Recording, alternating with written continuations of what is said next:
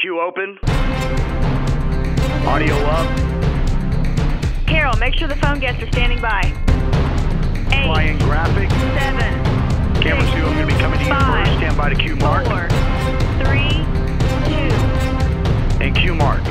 This character, Jonathan Gruber, who's this pathological liar from Massachusetts Institute of Technology, who was originally called one of the architects of Obamacare, and then when he stepped in it, they all of a sudden don't know who he is. Right. Right. Typical. You know, see, Mark, I disagree with you. I think he was telling the truth in all those times where he called the American people stupid, that he had to deceive the American people. He was only lying when he went before Congress. Well, right, and that's one of the things. That's where the lying takes place. Yeah, that's right. That's where the serious lying gets going.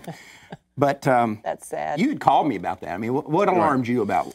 Well, it was the query that was made by Representative Massey, who queried him not on the issue related to Obamacare, the structure of it, but he queried him starting out by talking about a document that he created where he justified legalizing abortion. Mm-hmm.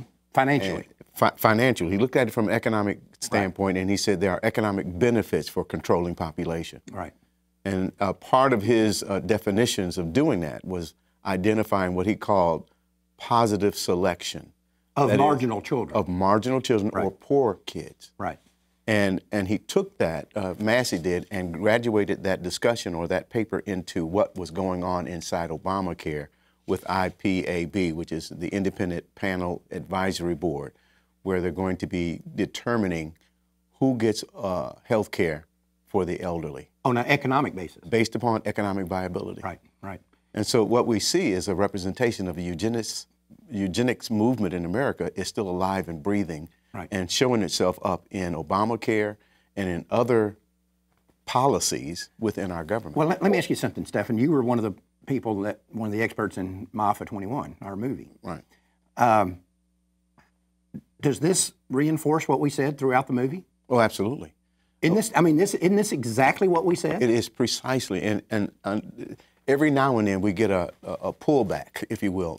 The curtains are open, and we see the wizard, who really is the wizard, and behind the curtains are eugenicists, who are looking to control population, not only here in America, but across the globe. But wait a minute, what we need to make sure people understand, though, and this was the theme behind MAFA 21, is it's not just controlling populations. Right. It's controlling certain populations. Oh, absolutely. And, you know, right after we released MAFA, as you remember, Ruth Bader Ginsburg, U.S. Supreme Court Justice, who is easily the most radically pro-abortion person on there now. And, I mean, this woman is pathologically evil. I don't care what you say about her. Anyway, she came out and made a statement saying that exact same thing. And we had to go back and reshoot that for MAFA 21. And we made a second edition of it to put that in there. She said, you know, I had thought that when Roe versus Wade was decided, that we were concerned about populations that we don't want to have too many of. Right. Well, you either have to believe she was saying there's too many rich white people in the world, or there's too many poor black people in the world. Right. It's a variation of one of those two, and I don't believe it was the first. And you'd have to be an idiot to believe that. Yeah, that ideology is running through a lot of policies in America today. Absolutely. And there's a quote that I have here from Gottsman, who was in 1970 the director of the American Eugenics Society. He says that the essence of evolution is natural selection. The essence of eugenics is the replacement of natural selection by conscious, premeditated, or artificial selection in hope of speeding up the evolution of desirable characteristics and the elimination of undesirable ones. Okay, how is that different than marginal children and selective, what did he call positive selection? How is that different? What Gruber is saying and what Obamacare does, how is that different from what this guy said? It doesn't differ one iota. Right. Now, they are targeting the poor, and certainly in America, we know that the abortion industry has targeted the black community.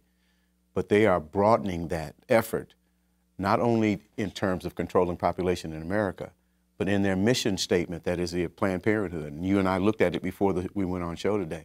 It says that we're trying to regulate population in the globe for positive characteristics and getting rid of the ones that we call undesirable. This is evil, personified. And if we as Americans don't recognize what's happening, it ought to filter for us how we vote and who we vote for. Well, it's so despicable to be talking about this. Well, go ahead. No, I was going to say, it goes back to Gruber saying Americans are stupid. They are, because they don't think that this is true. And you bring it up and they look at you like... You know what I think? It may be, Dana, even worse than that. I don't know that they don't think it's true. I think they just don't care. Yeah, that's true. Until it impacts them. Until it impacts them. We get a lot of calls when people's deaths are being hastened, and they're typically lower income, most of the time minorities, and you see it trickling down in the hospitals. Sure. Yeah. That's euthanasia, and it's part of that whole strategy and that whole effort. And like I said, Mark, I really believe that this is God showing us something. He pulled back the covers. And now that people see what's really going on inside of Obamacare with this IPAB, this independent panel advisory board, which is making decisions about your health care based upon economic viability. Right. Are you viable?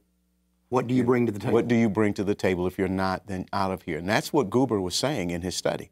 Right. He's saying there's an economic benefit for controlling and regulating population.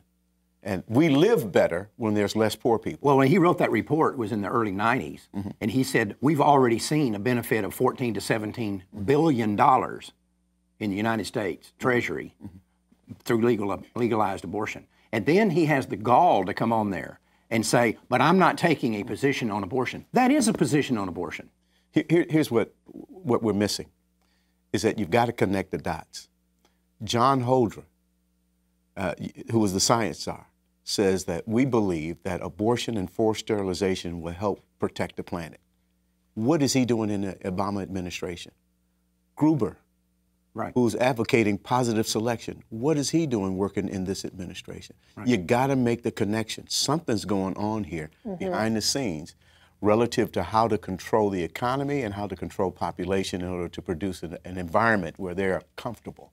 Right. That is the power elite. Well,